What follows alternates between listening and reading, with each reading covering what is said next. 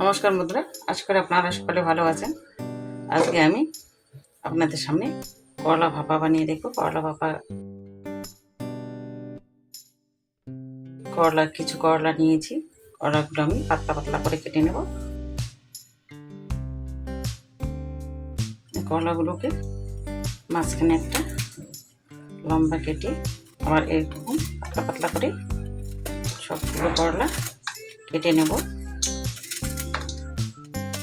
আপনারা করলা অনেকভাবে খেয়েছেন, একবার এভাবে ভাপিয়ে খাবেন, খেতে খুবই ভালো হয়।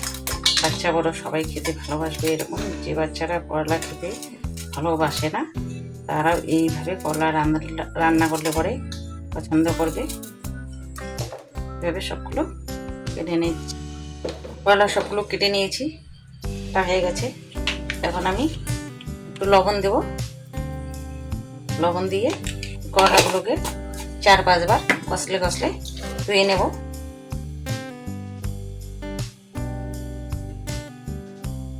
করলা ধোয়া হয়ে গেছে, লবণ দিয়ে 4-5 বার ধুয়ে নিয়েছি কষলে কষলে।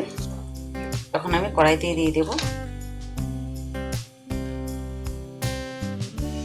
দেব আলু ঝুরি করে কেটে নিয়েছি, ঝুরি করে আলু দিয়ে দিচ্ছি।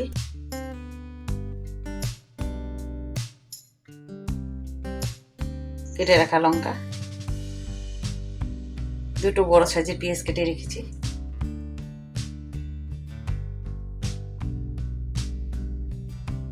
লবণ স্বাদ মতো, আদা রসুন বাটা, ধনে গুঁড়ো ছোট চামচের 2 চামচ, জিরে গুঁড়ো ছোট চামচের 1 চামচ, লঙ্কা গুঁড়ো 1 চামচ, হলুদ গুঁড়ো রঙের জন্য,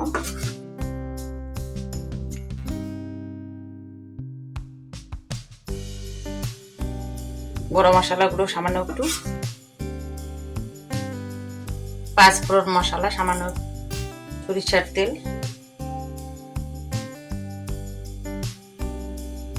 এবারে আমি মেখে নেব।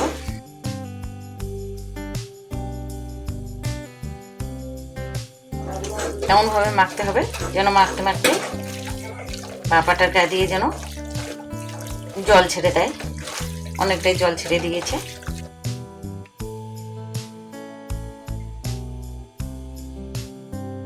সামান্য একটু চিনি দিয়ে দিচ্ছি লবণ ঝালটাকে ব্যালেন্স করার জন্য।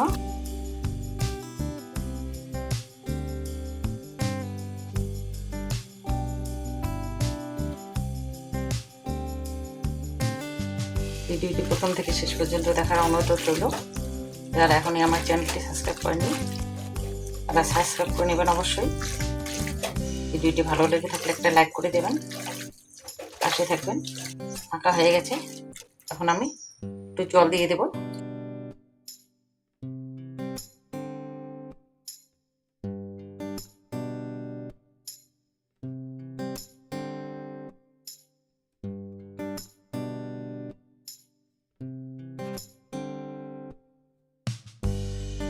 গ্যাসটা ধরিয়ে নেব।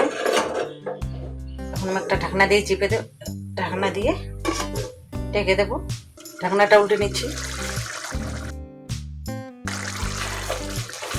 এর আগেও একবার উল্টে দিয়েছি।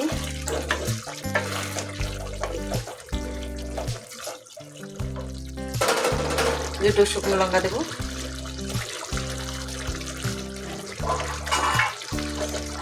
আর একটু সময় লাগবে ভাতে, আরও একটু ঢেকে দেবো। আবারও ঢাকনাটা উল্টে নিচ্ছি।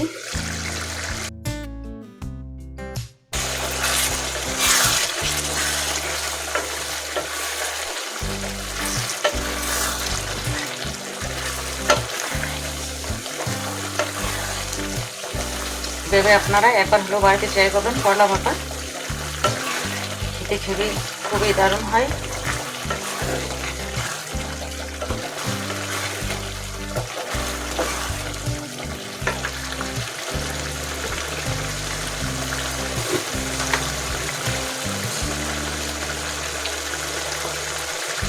সামান্য একটু কচুরি পাতা দিয়ে নামিয়ে নিচ্ছি।